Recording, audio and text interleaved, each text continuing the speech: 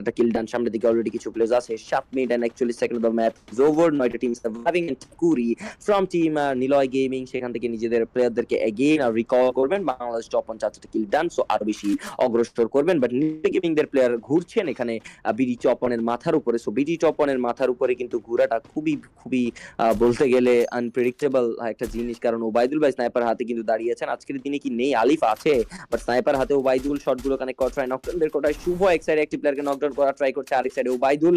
Both of the player are trying their best. Bangladesh top one আর এনে থেকে একটি প্লেয়ারকে নকডাউন করবে, কিলটিও সিকিউর করবে। আরো একটা প্লেয়ার স্পটেড, শুভ কি পারবেন কিনা সেই প্লেয়ারটিকে নকডাউন করতে। এই মুহূর্তে আরএন এর প্লেয়ারটি কিন্তু ব্যাকফুটে যাওয়ার একটু ট্রাই করছেন, বাট শটেও কিন্তু চলে আসার কি প্রচেষ্টাও আছে।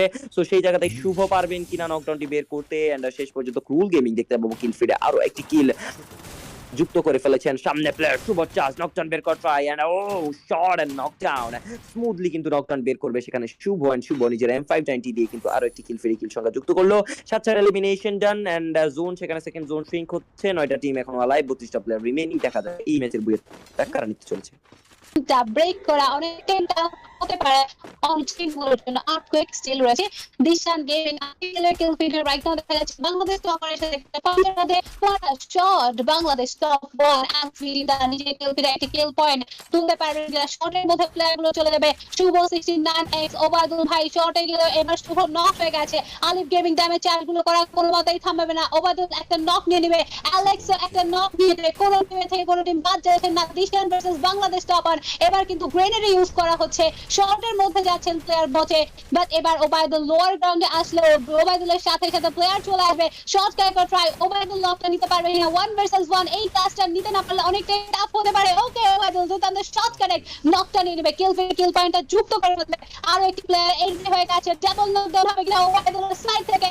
ওবায়দুল এগেইন ট্রাই করবেন, বাট নো ওয়ে, লাস্ট মোমেন্টে নকটা হতে হয়েছে। দিশান গেমিং এর অ্যাগ্রেশনটা যথেষ্ট ভালোভাবে লক্ষ্য করা যাচ্ছে।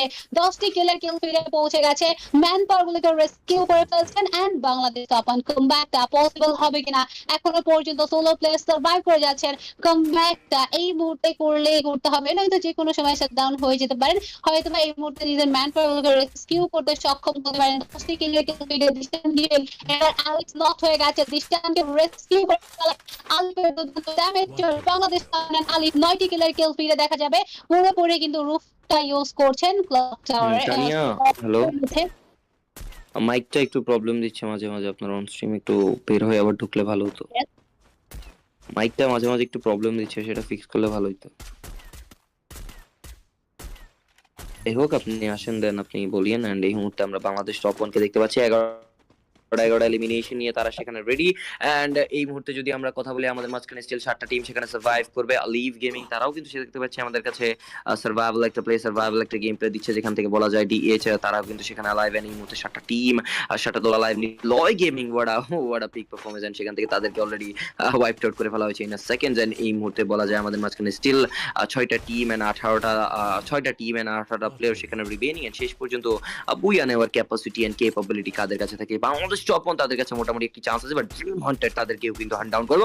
রাত ভাই, what a shot, and রাত ভাই will be getting the knockdown and the kill will be confirm as soon as possible. আরো একটা প্লেয়ার, তার উপরেও কিন্তু খানিকটা প্রেসার কিলিং স্পিড কিন্তু দিচ্ছেন। Tennyson the last man surviving. So এবার কি মনে হচ্ছে আপনার, শেষ পর্যন্ত বুইয়া কি নিতে পারবেন কিনা রাত ভাইরা?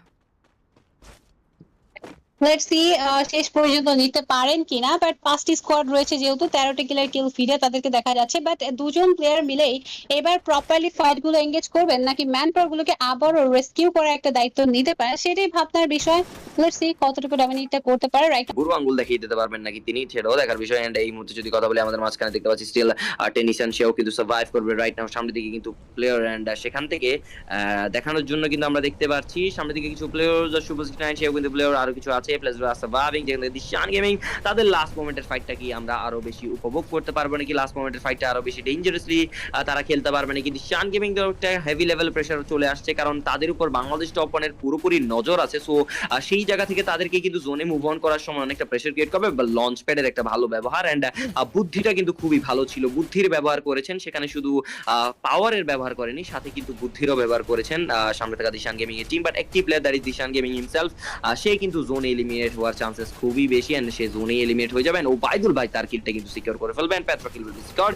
লাস্ট মোমেন্ট, ও টেনিসনের উপর প্রেসার, টেনিসন মাঝখানে পড়ে যাবেন, সামনের দিকে আর কিছের দিকে শুভ 69 কি করতে পারবেন টেনিসন বাঁচতে পারবেন নাকি বেঁচে অন্য একটা প্লেয়ারকে সেখানে শাট ডাউন করতে পারবেন। টেনিসনের উপর প্রেসার, 134 একটা হেলথ, সামনে দিকে already player short connection, knockdown বের কর ট্রাই, শর্টে চলে যাচ্ছেন টেনিসন নকডাউন বের করবে হোয়াইট কে। Oh what a shot on the player of the shot, oh my god what a performance. সেকেন্ডের মধ্যে জারা গেমিং শেষ, সেখান থেকে grenade cook, Dishan gaming versus Bangladesh top one versus Dishan gaming.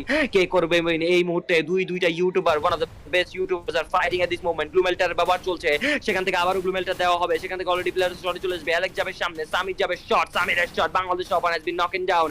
এই মুহূর্তে বলা যায় আবারও এগিয়ে যাচ্ছেন সামনের দিকে। ওবাইদুল ভাই নকডাউন বের করবে হামিমকে, সামির আরো একটি নকডাউন এন্ড কিল সিকিউর করবে, ওবাইদুলও কিল সিকিউর করবে। 2v2 এর একটি সিচুয়েশনে চলে আসবো। লাস্ট মোমেন্টের ফাইট কি করতে পারবে 2v2 উইন কে হবে?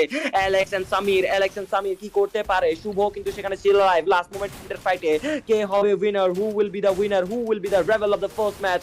ও সামির একটি রং ডিসিশন, ভুল জায়গায় ফাইটটি করলেন, ভুল জায়গায় M590 শটটা চলে আসলো, যেখান থেকে শুভ 69 যাচ্ছেন সামনের দিকে গিয়ে শটগুলো কানেক্ট করবেন, নকডাউন বের করে ফেলবে Shubho. The last man standing and the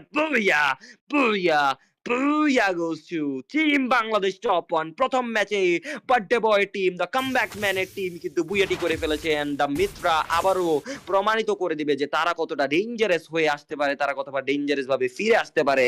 end সেই জায়গা থেকে বাংলাদেশ টপ 1 এর আজকের দিনের প্রথম ম্যাচ হবে সেরা এন্ড সবথেকে সেরা। সেখান থেকে বলা যায়